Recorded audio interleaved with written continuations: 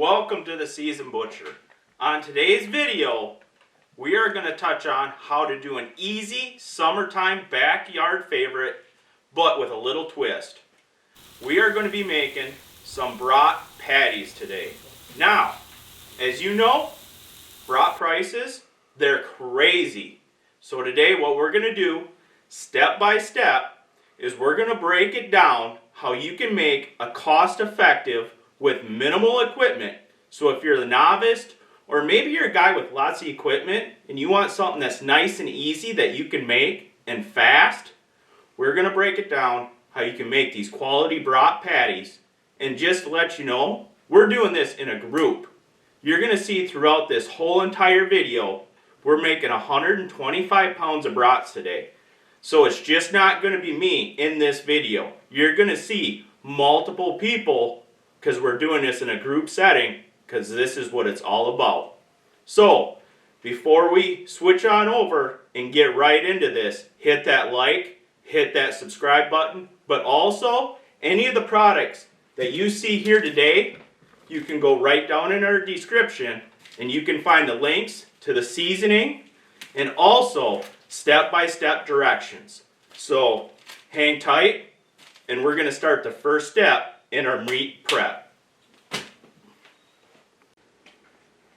So everybody, to get started on these brats today, what we're going to be doing is we're going to start with the meat prep.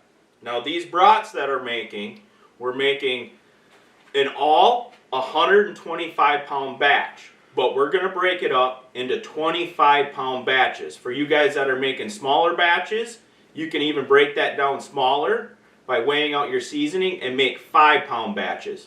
But today, we're making small 25 pound batches, but 5 of them. So my meat ratio is going to be, we're adding in to this 25 pounds, 5 pounds of venison. So we're going to have venison, pork. Now with our meat prep and what we're going to put into our brats, we're going to be using pork butt. The reason why we use pork butt is it has a consistent fat to meat ratio. Now lots of you guys out there that have inconsistent products, sometimes you use pure pork fat, sometimes you use beef fat, sometimes you use picnic trim. Well, especially if you're a novice, the end goal is a quality product. If you're inconsistent on what you're using, you can never refine your craft. So, for the easiest, simplest, just go get your pork butts. It doesn't matter if you go to the supermarket, you go to your butcher. It seems like the pork butt always has a very consistent fat ratio to meat. So in this batch, just to recap, we're going to use 5 pounds of venison, 20 pounds of pork to make a 25 pound batch. Now, part of the meat prep stuff was we're going to get this ready to go into the grinder. So what you're going to do is take your pork butts and you're going to cube them up into 2-inch, about maybe 2.5 by 3 chunks, depending on the size of your grinder, so it can fit through your throat. Now while you're doing this, going through, as you can see right here, you're going to come across a fatty gland. You're going to want to cut this gland out of your pork. Now if you miss one, is it going to hurt you? No. It's just my personal preference. I want to take that out because I'm trying to make the best quality product that I can. Now the venison, we have some leftover venison from last year. This is already pre-cut up. All we do is keep it in ice cream buckets for over the winter so we can pull it out in the off season to make whatever products we want to do. So what you're going to see now is we're going to get a whole bunch of hands in here. We're going to break this pork down because we have like 10 pork butts to do. And we'll catch you when we get done cutting this up and getting ready to start the grinding process. So now with this grinder, we're going to be using a 12.5 millimeter grinder plate. Now with this 12.5 millimeter grinder plate, as you're going to see here, our meat comes out in a little bigger chunks. The reason why I want this in a little bigger chunks is we're going to touch on this in the seasoning mixing part, when you mix the seasoning into the meat. So what we're going to do is we're going to run all of our pork, all of our venison through this 12.5 millimeter plate, and you're going to see multiple people come in. They're going to be able to, help us out here. The thing with this grinder is it's most of the time 2 hands on deck. This is a bigger one, and it eats it fast. Due to the reamped auger system in here, it really can grab the meat and push it out fast, as you're going to see. So I'll get back to you after we get this all said and done and grind up, and we're going to hit the seasoning part next. Okay everybody, we just got done doing our first grind. Now we're going to step into doing the seasoning the meat part. Now as you can see here, what you're going to do is you're going to take your meat and you're going to weigh it out proportionally. Like what I said before earlier, we're using 5 pounds of venison and 20 pounds of pork, so that should equal a 25-pound batch. Now I got that all measured out in my tub. Now we're going to start the seasoning. How I actually add the seasoning. I don't use a mixer. I'm going to mix this all by hand. So here's going to be a couple tips to make it easier on yourself so you have your meat totally seasoned throughout. If you leave little spots or little patches in there where you don't have it coated with seasoning, you're going to come out with a bland brat or a bland patty. So the key is to evenly mix this up. Now, the secret to this is we're using the seasoning from the seasoned butcher here, Jerry's Brats. Down in our description you can find the link to this also. But what you're going to do is on this package, you need to add a 1.5 cups of water. But I just don't add all the water at once. I'm going to cut this seasoning, add in half the seasoning, a little bit more, there. We're going to set that down. Now I got my water pre-measured out. I'm going to add half the water. And now I'm going to mix. Now the easiest way to do this is take the meat from the outsides and push this to the middle, kind of like when Grandma made some homemade bread. You're kind of kneading it. So you're going to thoroughly mix this up. Now this is a 2-part step. You saw me only add half.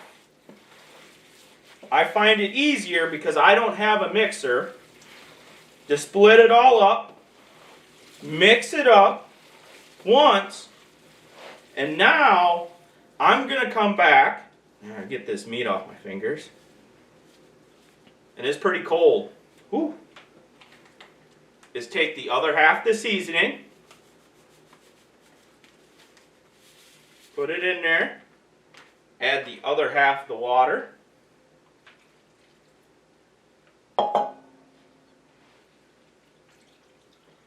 there we go, and now I'm thoroughly going to mix that up again. Now you guys that are using the meat mixers, what you're going to have to be careful with is when you're using a meat mixer is don't over mix your meat. What's going to happen is if you let it just run in there, forget about it for a little bit, or let it go too long, is it's going to break down your meat. It actually breaks down the fibers in your meat, and you're going to have a mushy consistency. So I'm kind of old school. I like doing it by hand. I like a little more meaty texture of a brat, so this is just what works for me. Now we got a lot of batches to do here because we're making 125 pounds.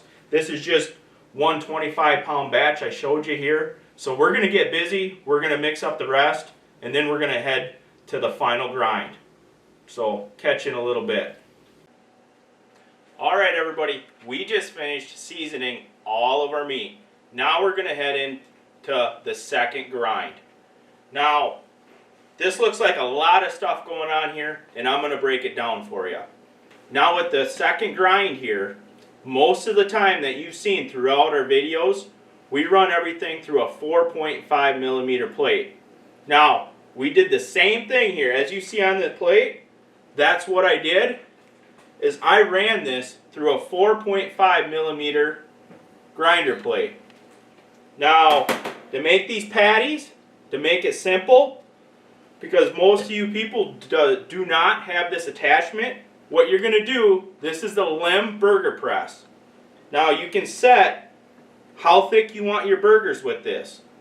So what you're going to do is you're going to run all your meat through that 4.5 millimeter grinder plate, set your depth on this burger press, take your meat, and I'm looking at, that looks like about like a baseball, set it on there, take out one more wax paper, stuck together, put it on it, and we're going to press this down firmly, just like this. Now when it comes out, you got your perfectly formed patty, just like that. Now, I would not pull this wax paper off. I'm just doing this to show you. But the end result is this right here. This is what you're going for. I got 4 perfectly symmetrical patties. Now if you're a camper or you're maybe a family that's on the go, this thing here is pre-formed. You can also take this out, put this in a little cold water, and it thaws out literally in 45 minutes, and you have an awesome quality meal that you can grill up in less than an hour. Now, I'm going to step into this just for a little bit. We've never used this before. This is the first time giving this a try. And as you guys can see here in the footage, it is awesome. Even for making regular burgers, this thing will pump out the patties at record pace. Now, it comes with multiple adapters. So this is a number 32, but when you open up the box itself, it goes all the way down to a number 5 with multiple cones that go right on your grinder all the way up to the number 32. So this multiple fits on different grinders. Same thing, after they pump out, we put them in the wax paper, vacuum seal them up, and you're golden. But after we get done making a bunch of these, we're going to go upstairs, throw some of these on the Blackstone, and we'll get back to you with the final results. Well everybody, we just got done making and pattying and packaging 322 patties. And I tell you what, we took some up, threw them on the Blackstone right away, cooked them up, threw them in this bun, and I tell you what, this is why we do it. This is why we enjoy the great outdoors. This is why we love home butchering. It's a satisfaction of making quality just like this, and for half the cost. I guarantee today, after all said and done, we have around $2 a pound stuck into what we made. And it's phenomenal. I can't even put words to it how these things taste. So, like I said before earlier in the video, everything you've seen in this video here today, we have links down in the description. But also, the most important part of everything is just take the time to taste the tradition.